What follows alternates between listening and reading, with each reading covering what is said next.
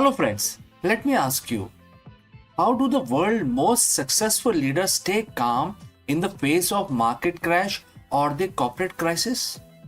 This is a very important question. Therefore, in this video, we dive deep into Bhagavad Gita's chapter 2, verse 61 to uncover the CEO's ultimate edge. While the most leadership training focus on the external strategy, this ancient wisdom suggests that the true power comes from the internal mastery. Let's go.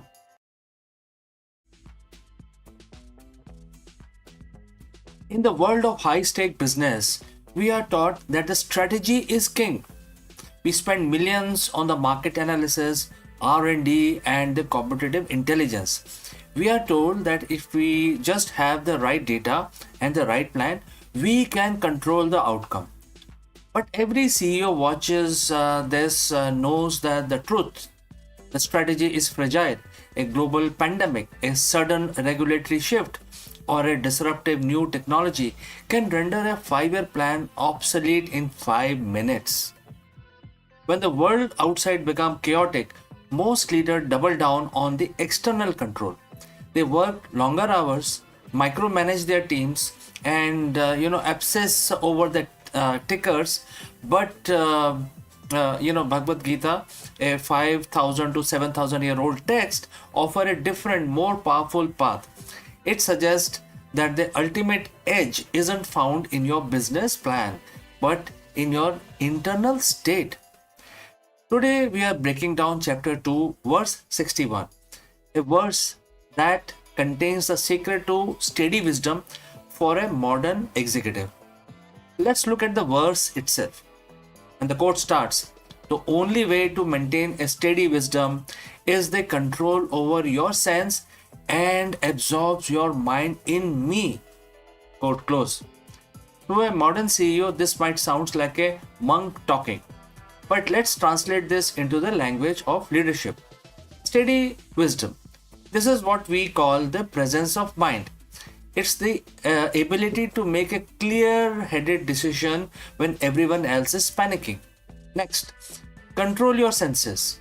In a business context, your senses are your distractions. The constant ping of notifications, the greed for short-term gains, and the fear of falling stock price. Next, absorb your mind in me. This is about the radical alignment, focusing on a higher purpose or North Star that is greater than quarterly earning report. Why is sensory control so important for a leader? Because a leader who's ruled by their senses is a leader who is reactive. Think about the sensory CEO. When the market is up, they are overconfident and take reckless risks. When the market is down, they are paralyzed by fear. Their mood and their company's direction is dictated by the external stimuli. In the Gita, the senses are often compared to the wild horses. If the driver doesn't have the reins, the horse will pull the chariot into a ditch.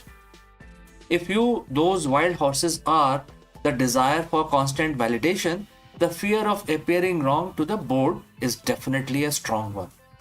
The addiction to busyness as a substitute for productivity. If you cannot control these internal impulses, you cannot maintain steady wisdom. You become puppet of the market rather than its master. The second half of the verse says, "Absorb your mind in me." In the spiritual sense, this refers to Krishna or the divine. But for a CEO, this represents an ultimate mission. When your mind is absorbed in a mission that is beyond the strategy, a purpose that serves a greater good, something miraculous happens to your leadership. You become unshakable. And if your me, which is in other words your focus, is just your personal wealth, you will crumble when the wealth is threatened.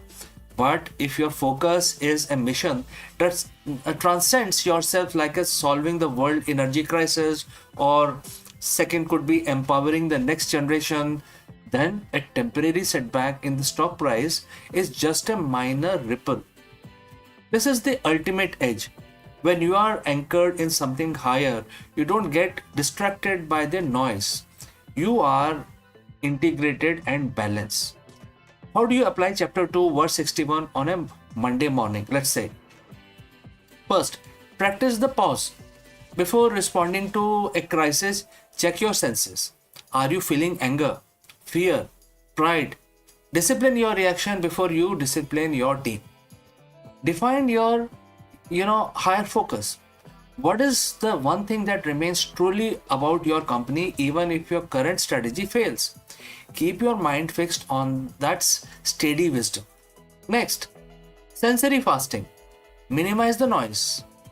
High performance CEO don't check their phones the moment they wake up. They start with a silence, meditation, or reflection to ensure their wisdom is steady before the world tries to shake it.